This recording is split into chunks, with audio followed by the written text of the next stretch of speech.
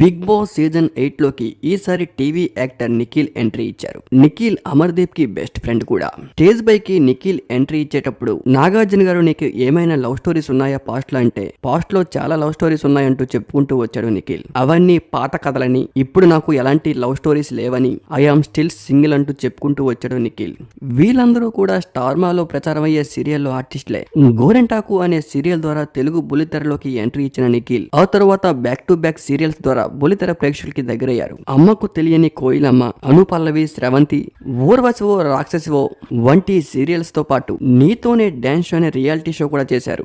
తరువాత ఆహనా పెళ్ళంట లాంటి web series కూడా చేశారు. ఇప్పుడు లేటెస్ట్ గా బిగ్ బాస్ సీజన్ 8 లోకి అడుగు పెట్టారు. నిఖిల్ తన మొదటి సీరియల్ హీరోయిన్ కావ్య, అప్పట్లో ఇద్దరు కలిసి మంచి డ్యూయట్ సాంగ్స్, మంచి మంచి రీల్స్ కూడా చేసేవారు.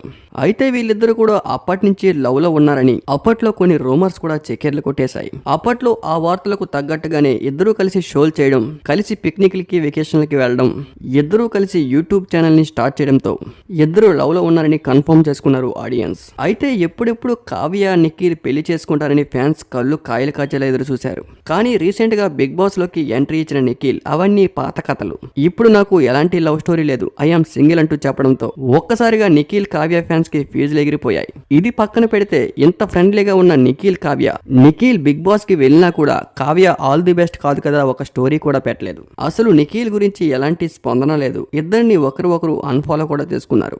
నిఖిల్ కి తన సీరియల్ త్రూ యాక్టర్స్ అందరూ కూడా ఆల్ ది బెస్ట్ చెప్పారు, కానీ కావ్య చెప్పకపోవడంతో Nikhil Kavya die hard fans disappoint అయ్యారు.